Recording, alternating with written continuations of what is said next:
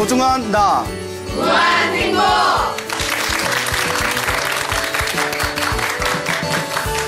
예, 만나서 반갑습니다. 광호 스님이라고 합니다. 여러분 반갑습니다. 예, 반가워요. 예, 오늘은 세상에서 가장 강한 것은 무엇인가 라는 주제를 가지고 이야기를 펼쳐보도록 하겠습니다. 여러분, 세상에서 가장 강한 것이 무엇이라고 생각하십니까? 한번 대답해 보시겠습니까? 엄마? 뭐 엄마의 사랑의 힘이라는 뜻이 되겠죠. 평소에 효도를 많이 하시나 봐요. 예, 대답할 때만 엄마. 또 무엇이 있을까요?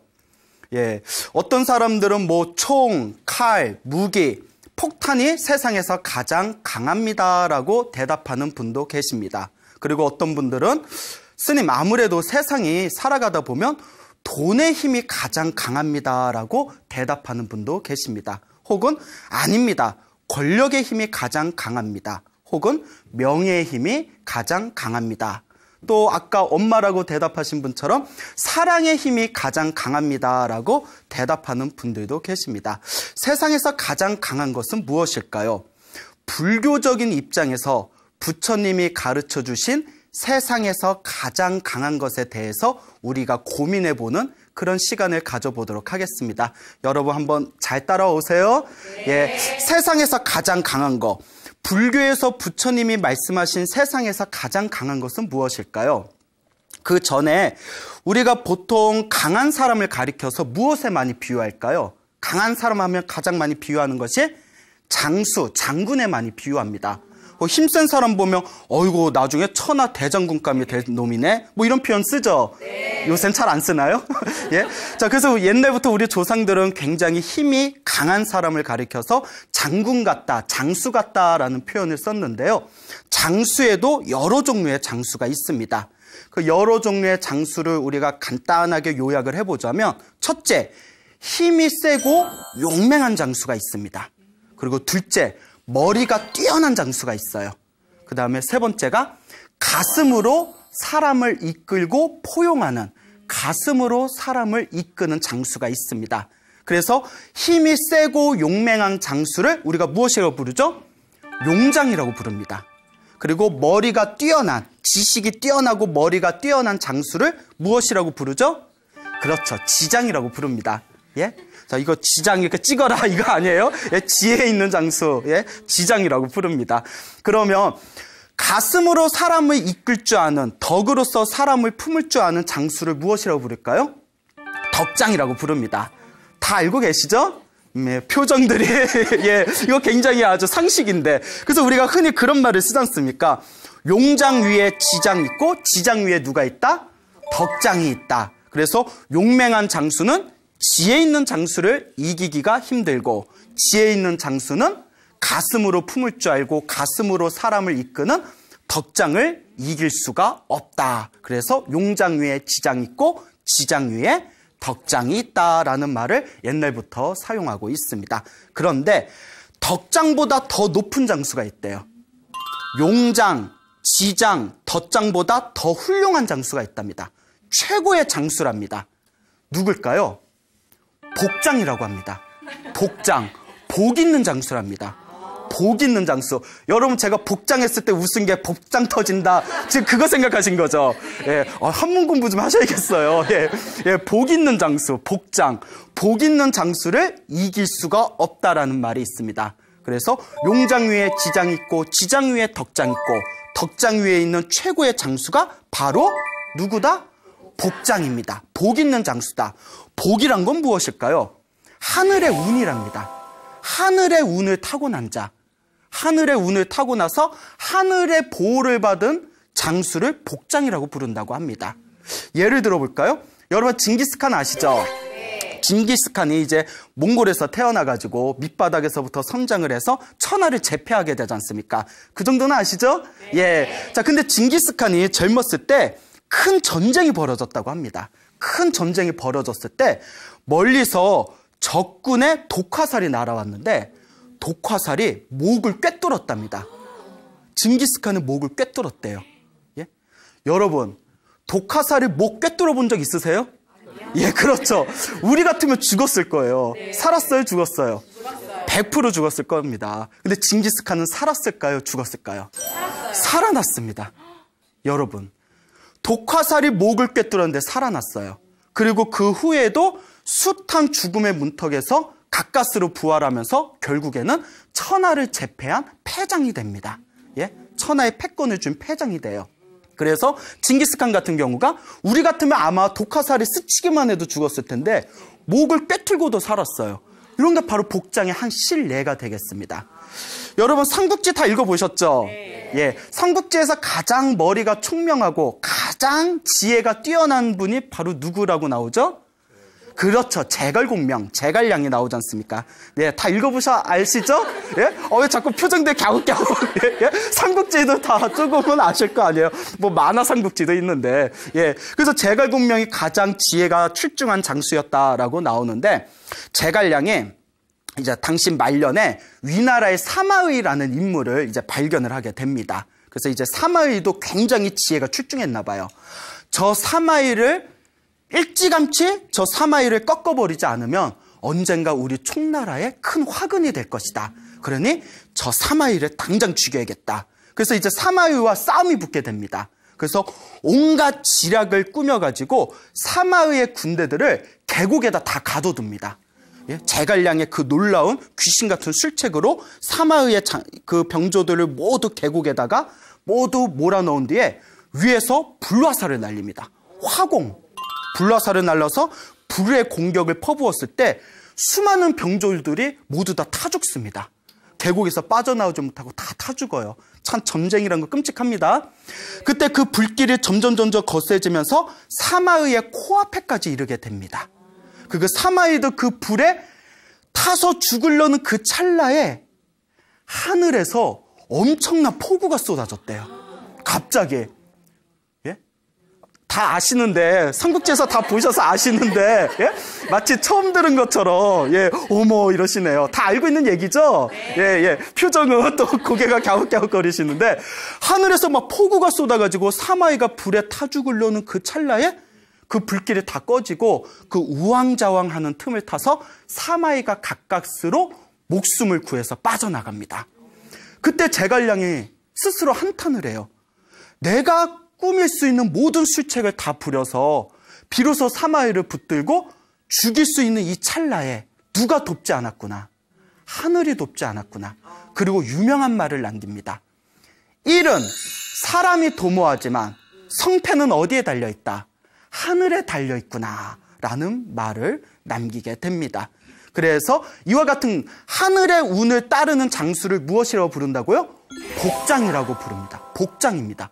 복 있는 장군, 복 있는 장수, 복 있는 사람은 이길 수가 있다 없다? 이기기가 힘듭니다. 제가 예전에 어떤 책을 봤는데요. 그 책이 어떤 내용인가 하면 어떤 학자가 있었어요. 이 학자가 세상에 억만장자들 있잖아요. 이 세상에 돈 많은 사람들, 그중에 밑바닥에서 자수성가해서 억만장자가 된 사업가들, CEO들을 상대로 그들의 성공 비결이 무엇인가에 대해서 연구한 책이 있어요. 그 사람이 스스로 호기심이 일어났나 봐요. 도대체 저 사람들은 도대체 어떤 비법이 있길래 이런 밑바닥에서 자수성가해서 억만장자가 됐을까? 그리고 수많은 억만장자들을 찾아다니면서 수많은 자수성가한 CEO들을 찾아다니면서 그 비법을 하나하나 묻습니다. 그걸 몇십 년 동안 연구한 끝에 이제 책을 내게 되었는데 제가 그 책을 한번 읽어봤어요. 저도 돈 한번 벌어보려고. 비결이 뭔가 딱 이렇게 봤는데 사실 별 내용이 없어요. 다 우리가 아는 내용이더라고요. 첫째, 독서를 많이 했다. 책을 많이 읽었다. 여러분 책 많이 읽어요? 안 읽어요? 읽어요? 예, 얼마나 많이 읽으시길래 자신 있게. 예, 좋습니다. 예, 책을 많이 읽는다. 아무리 바쁜 시간의 와중에도 반드시 책을 가까이 했다고 합니다. 그 다음에 두 번째가 운동을 많이 했답니다. 건강 관리를 열심히 했다. 그러니까 체력이 받쳐주질 않으면 사업도 할 수가 없고 일을 할 수가 없다는 거예요. 그래서 항상 조그만 운동하는 시간이라도 항상 자기가 건강 관리를 챙겼다. 그 다음에 또 특기할 만한 부분이 항상 긍정적인 사고방식을 가졌다. 예, 그게 굉장히 중요하답니다. 어떤 막 사업을 하다 보면 좋은 일이 생길 때도 있고 나쁜 일이 생길 때도 있지 않습니까? 그 와중에서도 흔들리지 않고 항상 일이 잘 될 거라는 긍정적인 사고방식을 놓치지 않았다라는 누구나 알만한 내용을 써서 책으로 낸 그 내용을 제가 이제 읽어본 적이 있는데요. 그 중에 하나 또 아주 제가 깜짝 놀랐던 부분이 하나 있었어요. 그게 무엇인고 하니 그 자수성가한 CEO들이 자신의 성공 비법 중에 한결같이 꼽은 것 중에 하나가 사실 운이 따랐다. 행운이 따라줬대요. 예, 행운. 그러니까 뭔가 일이 잘 안 될 것 같은 상황에서 무언가 행운이 있어가지고 어떤 사람이 도와준다든가 도저히 풀리지 않은 상황이었는데 어떤 또 다른 일이 터져가지고 그 위기를 이렇게 모면했다든가 그런 행운, 그 운이 따랐다라는 말을 그 책에서 본 적이 있습니다. 행운. 여러분, 이 행운을 우리 동양에서는 무엇이라고 부를까요? 복이라고 부릅니다. 복. 아까도 장수 중에서 가장 뛰어난 장수가 무슨 장수라고 했죠? 복장이라고 했죠. 자수성가한 CEO들도 한결같은 성공 비법 중에 하나가 무엇이라고 했죠? 행운이라고 했죠. 예?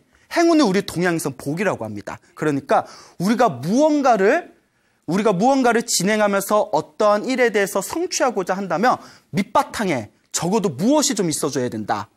복이 좀 있어야 됩니다. 복이 좀 있어야 돼요. 그러면 중요한 거. 그 복은 누가 지은 걸까요? 복은 누가 지은 걸까요? 누가 나에게 복을 주는 것일까요? 하늘에서 뚝 떨어지는 것일까요? 그럼 복은 누가 짓는 걸까요? 내가 짓는 것. 내가 짓는 거.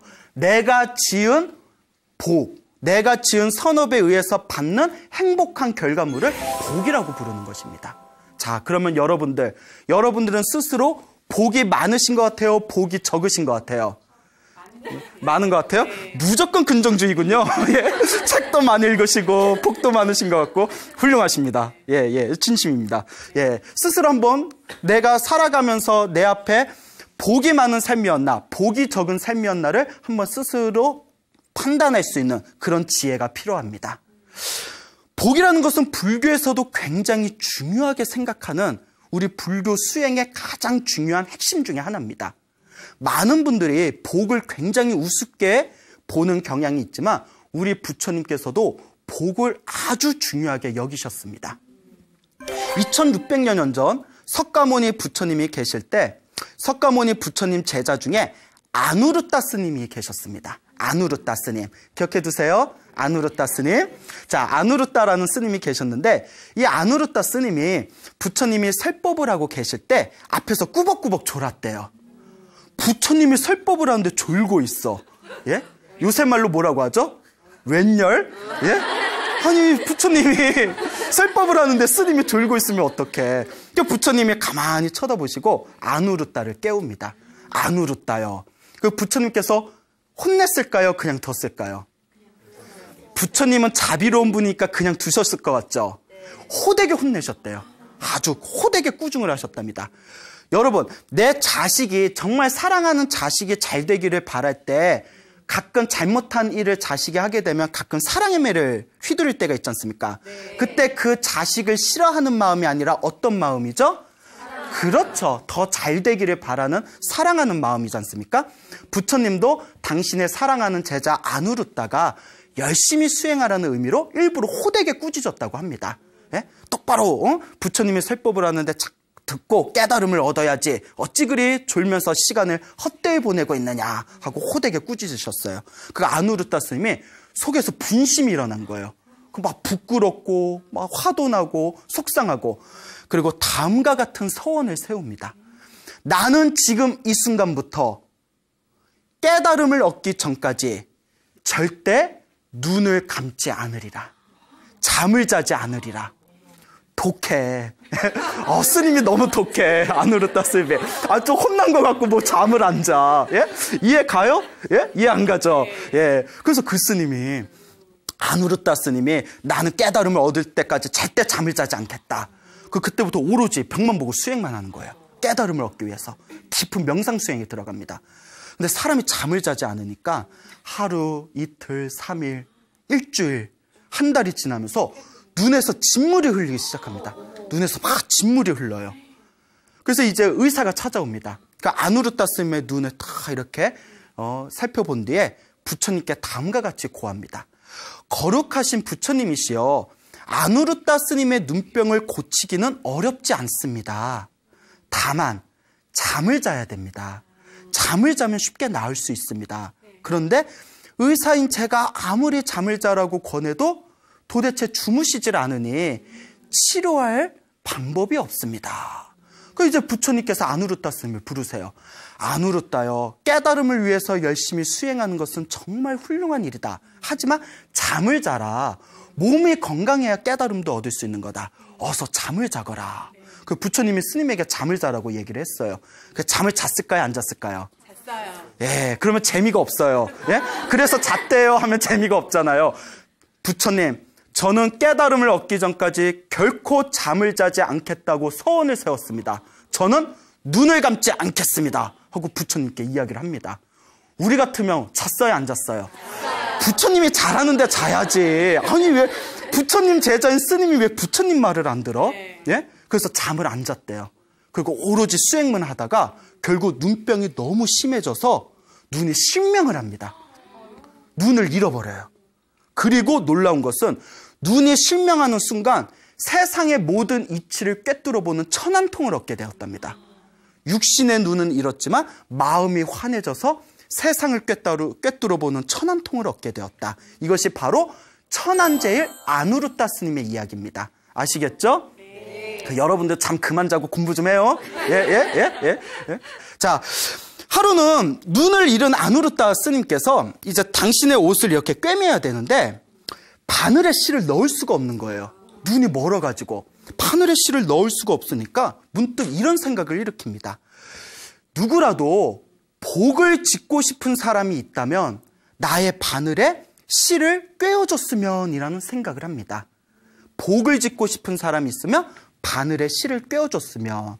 그러니까 우리 여기에 계신 분들은 다들 초심 불자분들이니까 잘 모르실 수 있겠지만 그 누군가를 위해서 봉사하거나 스님을 위해서 봉사하는 것은 큰 복을 짓는 행위래요.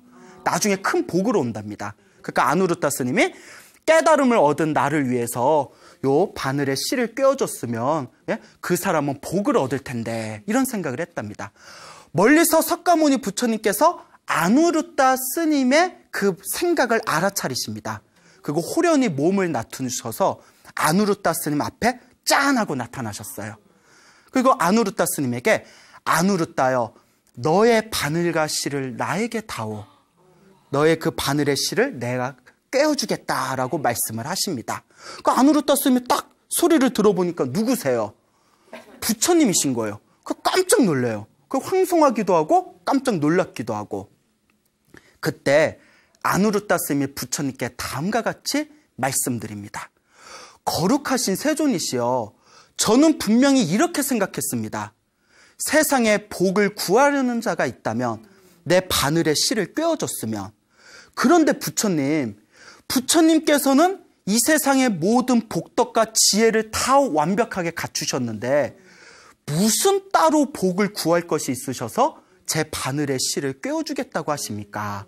무슨 말인지 알겠죠? 네. 그러니까 복을 구하려는 자가 있으면 내 바늘에 실을 꿰어줬으면 하고 생각했는데 뜬금없이 부처님이 나타나셔서 내가 그 바늘에 실을 꿰어줄게. 그러니까 아누르타 스님이 부처님은 모든 복과 지혜가 다 완성되셨는데 따로 무슨 복을 구하십니까? 따로 무슨 복을 또 따로 구하십니까? 라고 이제 질문을 드린 거예요. 그때 부처님께서 이와 같이 말씀하십니다. 아니다 아누르타요. 아니다 아누르타요. 그런 말 하지 말아라 아누르타요. 세상의 복을 구하는 자들 가운데 나보다 더한 사람은 없다. 복을 구하는 사람 가운데 부처인 나보다 더한 사람은 없다. 욕심쟁이야. 예? 부처님은 모든 복을 다 갖추셨는데 그 바늘에 실을 하나 꿰면 복을 얻을 수 있다는 걸 아시고 당신이 짠하고 나타나셨어. 그래서 나온 노래가 뭐예요? 욕심쟁이 우후후 그거 나왔잖아요. 예? 욕심쟁이셔.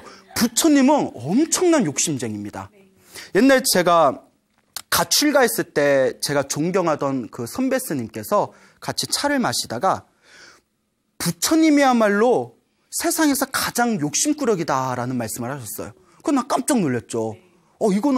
이거는 명백한 신앙 모독 아닌가? 부처님이야말로 무소유에 대해서 말씀하신 분인데, 아니 스님이 부처님 보고 욕심쟁이라고 한다면 이거 신앙 모독 아닌가?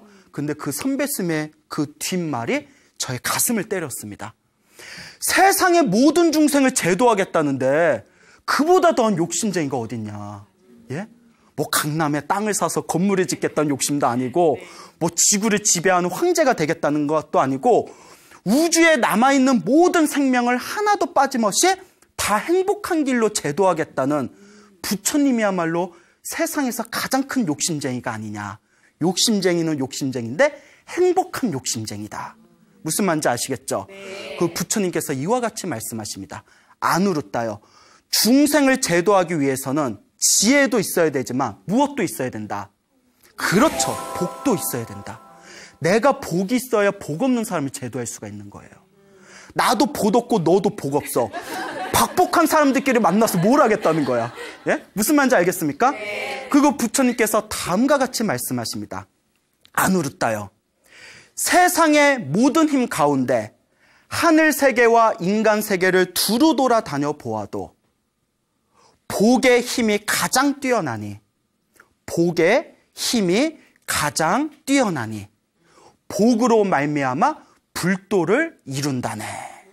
세상에서 가장 뛰어난 힘이 뭐라고요? 복이랍니다. 복의 힘이래요.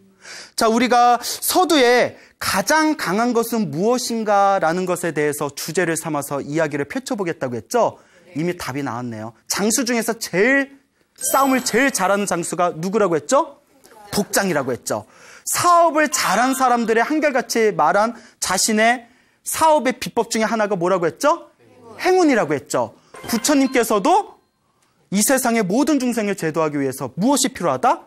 복이 필요하다. 세상에서 가장 뛰어난 힘이 무엇이다? 복이다. 세상에서 가장 강한 것이 무엇일까요? 복입니다. 복이에요. 다시 한번 묻겠습니다. 복은 누가 짓는 것일까요? 내가 짓는 것이다. 내가 짓는 게 바로 복. 내가 지어서 내가 받는 게 바로 복이에요. 부처님께서 몇 살에 출가했는지 아세요? 이게 뭡니까? 아까 20 뭐라고 하셨네? 몇 살이요? 뭐라고 하신 분이 계시는데? 21? 막 던지시는 건가요? 용기는 좋아요. 29에 출가하셨다고 합니다. 29에 출가하시고, 요 정도는 그냥 상식 삼아 좀 알아두세요. 29살에 출가하셔서 6년 동안 수행을 하시고, 35살에 보리수 나무 아래에서 깨달음을 얻으십니다. 알겠죠? 네. 보리수 나무 아래에서 깨달음을 얻으세요. 자, 그런데 부처님께서 보리수 나무 아래에서 깨달음을 얻기 직전에 마왕 파순, 악마의 왕인 마왕 파순이 부처님의 수행을 방해하기 위해서 수많은 악마의 군대들을 이끌고 보리수 나무 아래로 향합니다. 부처님의 깨달음을 방해하기 위해서. 그때 부처님의 깨달음을 기다리고 있던 이 1만 우주의 천신들이, 헤아릴 수 없는 1만 우주의 천신들이 모여 있었는데, 멀리서 마왕 파순이 보리수 나무를 공격하기 위해서 다가오고 있다는 것을 알고는 그 우주의 천신, 그러니까 우주의 하늘나라의 신들이 모두 도망가 버렸대요. 의리 없어. 명색의 신이라는데, 하늘색의 신들이, 마왕 파순, 악마의 군대들을 몰려오니까 다들 도망을 가요. 그러니까 보리수 나무 아래 누구만 앉아 있어요? 부처님만 홀로 앉아 계십니다. 그때 부처님께서 이와 같이 생각을 하십니다. 아직 깨달음을 얻기 전이에요. 지금 마왕 파순이 악마의 군대들을 이끌고 나의 수행, 나의 깨달음을 방해하려 이곳으로 오고 있다. 내 주변에는 아무도 나를 지켜줄 리가 없다.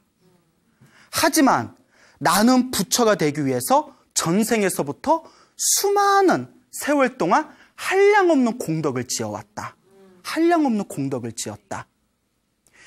공덕의 힘으로 방패를 삼고 공덕의 힘으로 무기를 삼아서 저 악마의 군대들을 무찌르겠노라 라고 사유를 하십니다. 무엇의 힘으로요? 공덕의 힘으로. 그 공덕이 복의 다른 말이에요. 공덕의 힘으로, 복의 힘으로 마왕 파순과 악마의 군대들을 무찌르겠다. 그때 이제 보리수 나무 밑에 수많은 악마의 군대들이 모듭니다. 그리고 그 악마의 군대들이 보리수 나무 아래 앉아있는 부처님을 향해서 사정없이 공격을 내뿜습니다. 사정없이. 그런데 그 어떤 공격도 우리 부처님의 털끝조차도 건들 수가 없었다고 합니다. 그러니까 다들 놀라는 거예요. 예? 아니 어떻게 우리가 어떤 공격을 퍼부어도 저 부처님의 털끝 하나 우리가 건들 수가 없는 것일까? 그때 부처님께서 마왕 파순에게 다음과 같이 이야기하십니다. 마왕 파순이요.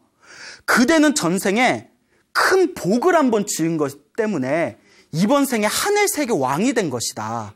그러니까 전생에 무엇을 지었기 때문에? 복을 지었기 때문에. 그러니까 네가 지은 전생에 복이 있어서 이번 생에 하늘세계 왕이 된 것이고, 나는 과거 전생에 태어나고 죽고 태어나고 죽는 수많은 세월을 반복하면서 붓다가 되기 위해 수많은 복과 공덕을 지었다. 너의 복으로는 나를 이길 수 있다 없다? 이길 수 없다라고 이야기를 합니다. 그때 마왕 파순이 움찔 놀라면서 꾀를 내어 부처님께 다음과 같이 질문을 던집니다. 내가 전생에 지은 복이 있어서 이번 생에 하늘세계 왕이 되었다는 것은 누가 증명하였다? 그대가 증명했다. 그런데 그대가 전생에서부터 붓다가 되기 위해, 부처님이 되기 위해 수많은 공덕을 지어왔다는 것은 누가 증명하겠는가? 라고 말을 싹 돌려서 공격을 합니다. 그러니까 마왕도 똑똑해 해먹어요. 예? 왜냐? 마왕 파순이 온다고 하니까 우리 부처님 주변에 한 명도 남아있는 이가 있어요, 없어요? 아무도 없는 거예요. 아무도 부처님을 증명해 줄 사람이 없는 거예요. 그때 부처님께서 호련히 오른손을 땅바닥으로 싹 가리키니까 갑자기 대지가 진동을 일으킵니다. 오른손으로 땅바닥을 가리키니 온 대지가 진동을 일으키면서 수십, 수백, 수천, 수십만의 큰 음성으로 대지가 제가 증명하겠습니다 라고 하듯이 대지가 꽝꽝꽝 울리게 됩니다. 이 정도면 판타지 소설급이에요. 예? 막 딱 손가락 하나 딱 대니까 땅이 꽝꽝꽝꽝 울리면서 제가 증명하겠습니다 막 이러고, 그 마왕 파순이 깜짝 놀라면서 악마의 군대들과 함께 산이 무너지듯이 뿔뿔이 흩어져 도망갔다라고 나옵니다. 자, 오른손가락으로 땅을 가리키니 마왕 파순이 놀라면서 도망갔다. 이것이 그 유명한 항마 촉지인입니다. 항마, 마왕을 항복받은 손가락이란 뜻이에요. 그래서 여러분, 석굴암 가본 적 있어요, 없어요? 있어요. 있죠? 수학여행 때 가본 적 있죠? 석굴암에 갔을 때 부처님 모습 기억나요, 안 나요? 가봤다면서. 가봤다면서 기억나요, 안 나요?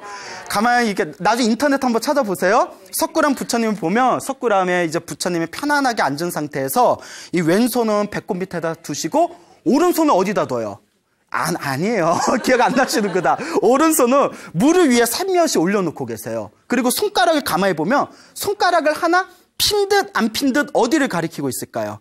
그렇죠. 땅을 가리키고 있어요. 그게 석굴암의 그 모습이 누구에게 항복받았던 모습을 조각한 것이다. 마왕에게 항복받았던, 손가락으로 땅을 가리켰던 그 모습을 이제 형상화한 항마 촉지인의 불상의 모습이 되겠습니다. 알겠죠? 네. 하나 배웠죠? 네. 예, 그래요. 좋아요. 예. 언젠가 인연이 있으면 또 물어볼 거예요. 예. 자, 그와 같이 마왕 파순이 물러나고 나서 부처님께서 고요히 보리수 나무 아래에서 깊은 성정에 드셔서 초저녁에는 모든 중생들의 전생을 꿰뚫어 보는 숙명통을 얻으셨고, 한밤중에는 모든 중생들이 태어나고 죽는 모습을 꿰뚫어 보는 천안통을 얻으셨고, 마지막 새벽별을 보시고 모든 번뇌가 사라지는 누진통을 얻으셔서 완전한 깨달음을 얻은 부처님이 되셨다라고 경전에 기록되어 있습니다. 알겠습니까? 네. 자, 근데 여기서 중요한 게 있어요.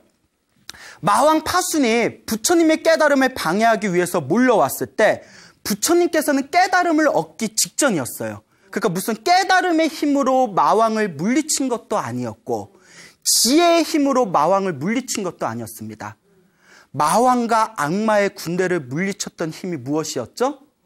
그렇죠. 복이었어요. 공덕의 힘. 공덕으로 방패를 삼고 공덕으로 무기를 삼아서 공덕의 힘으로 악마의 군대들을 물리치겠노라. 복과 공덕의 힘이 악마를 이길 수 있었던 가장 강력한 힘이었습니다.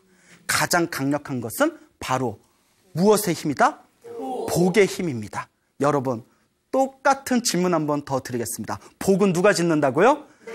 내가 짓는 겁니다. 부처님께서는 과거에 수많은 복을 지어왔기 때문에 그 누구도 감히 번접할 수 없는 최고의 경지에 갈 수가 있었던 것입니다.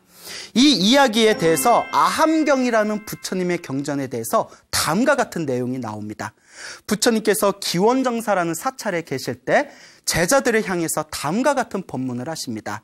나의 제자들이여, 만일 한 가지 법을 따르고 만일 한 가지 법에서 떠나지 않는다면 세상의 그 어떤 존재도 그 사람을 어쩌할 수 없으리라. 그 한 가지 법이란 무엇인가? 무엇일까요? 눈치 빠른 분들, 복입니다. 경전에서는 공덕 복업이라고 나옵니다. 공덕과 복과 선업의 힘, 착한 업, 선업의 힘. 그러니까 공덕, 복, 선업 다 같은 말입니다. 공덕, 복업이 있으면 세상의 그 어떤 존재도 그를 어쩌할 수 없으리라 라고 법문을 하십니다. 그리고 부처님께서 다음과 같이 말씀을 계속 하십니다.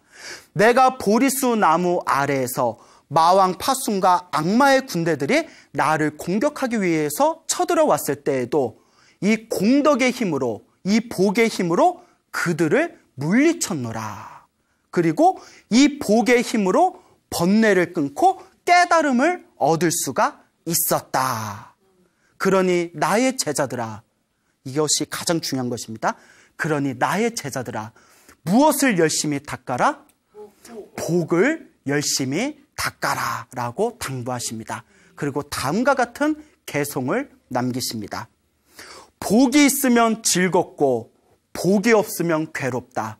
이번 생에서나 다음 생에서나 그대 행복해지고 싶거든 마땅히 복을 닦으라 라는 가르침을 제자들에게 남기십니다.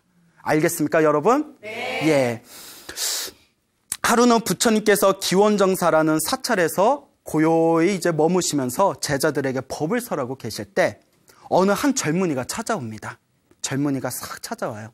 그 젊은이가 부처님께 삼배의 예배를 올리고 부처님께 문안을 올리면서 다음과 같이 부처님께 질문을 올립니다.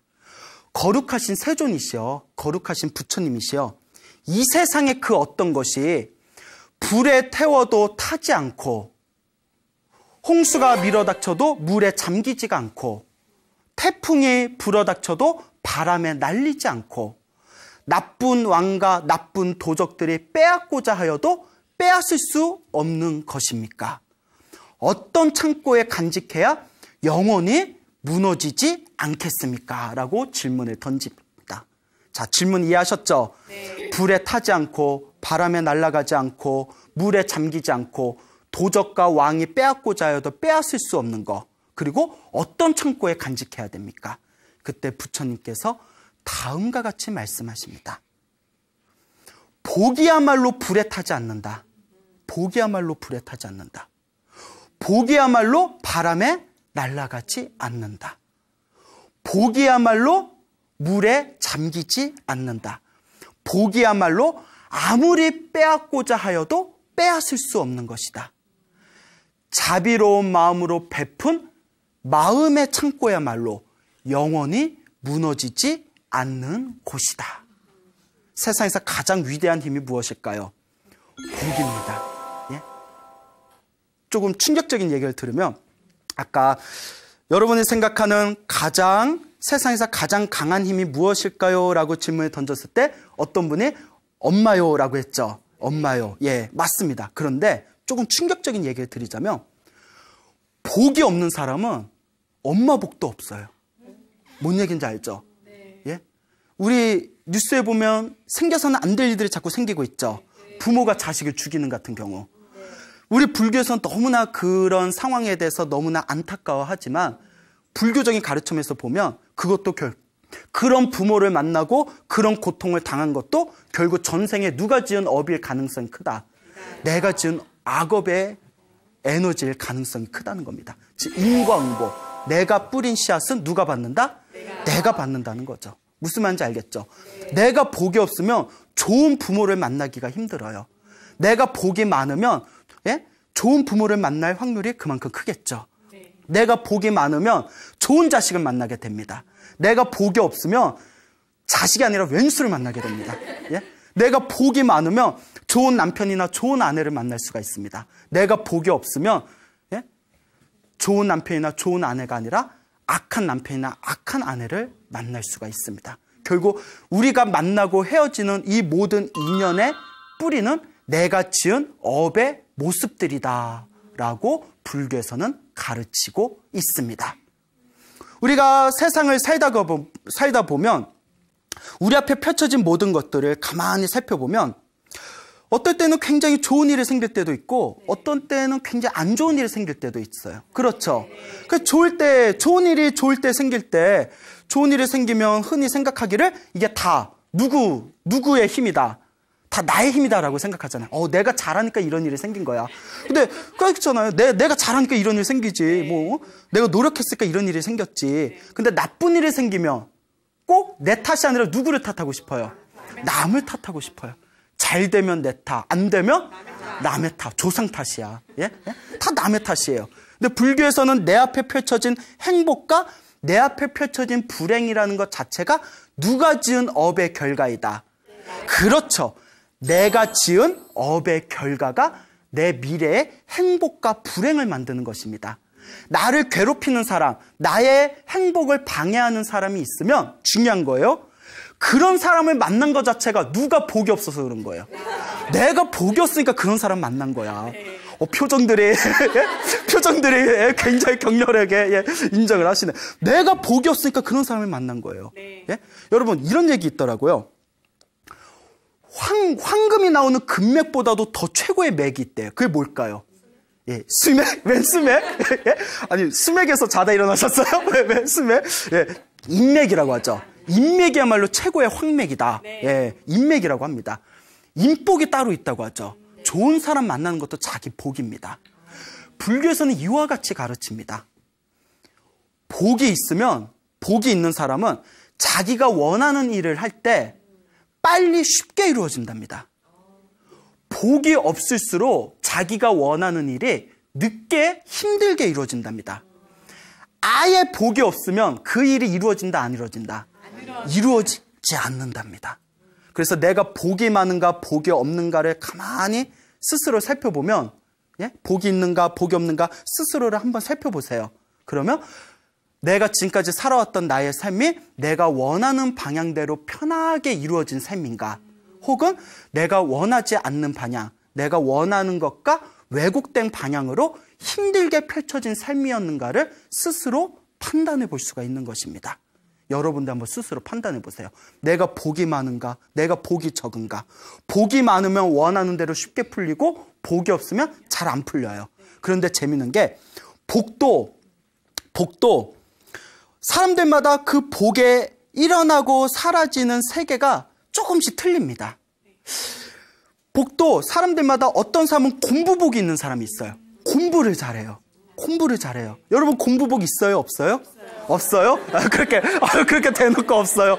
민망하네. 다 있는데 일부러 없다고 하는 거죠? 진짜 없어요? 공부복은 있는데 학교복이 없는 사람이 있어요. 격렬하게 동감하시네요. 학생들이라서 그런가? 고등학교 때 공부를 기가 막히게 잘했어.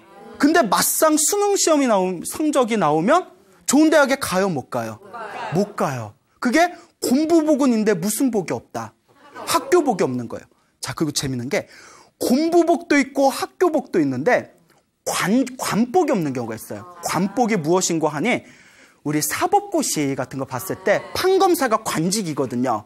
그러니까 어렸을 때 공부를 너무 잘하고 또 학교도 굉장히 좋은 학교 나와서 주변의 모든 사람들이 야, 쟤는 사법고시 보면 분명히 바로 합격할 거야 라고 했는데 10년, 20년을 해도 사법고시가 통과 못하는 사람들의 간혹 있어요.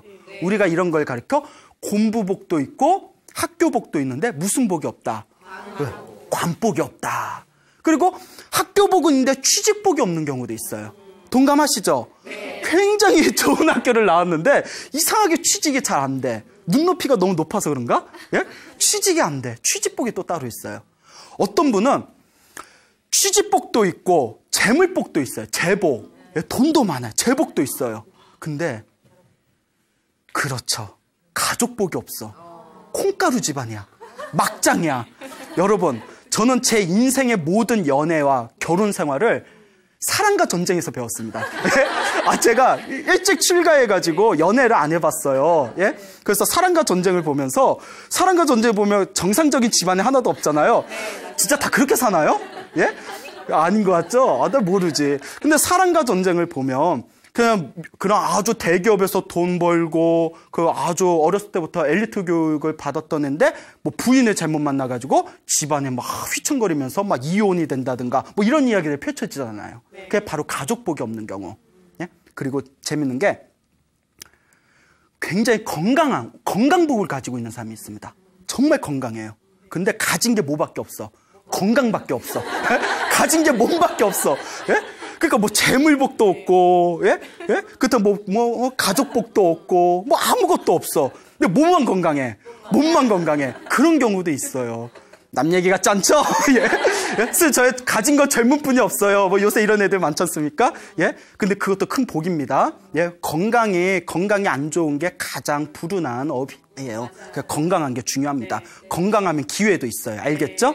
예. 이와 같이 각자 주어진 자신의 업과 각자 자기가 가지고 있는 복이 같다, 다르다. 그러니까 여러분들 다 똑같아요. 여러분 다 똑같아요. 이와 같이 각자가 가지고 있는 복이 틀린 겁니다. 예? 그러니까 여러분들도 여러분들의 복들을 잘 채워가시길 바랍니다. 여러분, 복이 있어야 행복하게 살 수 있습니다. 아무리 노력을 해도 일이 풀리지 않는다면 그거는 내가 전생에 지은 복이 부족해서 그래요. 그러면 내 운명을 행복한 운명으로 한 걸음 한 걸음 개척하고 싶다면 지금부터 무엇을 지어야 될까요? 무엇을 지어야 될까요? 복을 지어야 됩니다. 여러분, 복을 지어야 됩니다. 그러면 스님, 어떻게 해야 복 지는 방법입니까? 그것을 앞으로 소나무에서 매주 가르쳐 드릴 거예요. 예? 그러니까 여기 못 오신 분들도 나중에 꼭 방송 챙겨보세요. 알겠죠? 네. 예? 믿어도 돼요? 네. 믿으면 안 간다. 예? 자, 여러분, 행복하게 살고 싶습니까? 네. 행복한 삶을 창조하고 싶습니까? 네. 여러분, 복을 지으십시오. 선업을 쌓으십시오. 공덕을 지으십시오. 복과 선업과 공덕의 힘이 여러분들을 진정한 행복의 길로 이끌어 줄 것입니다. 자, 그럼 여기서 마치겠습니다. 소중한 나 무한행복!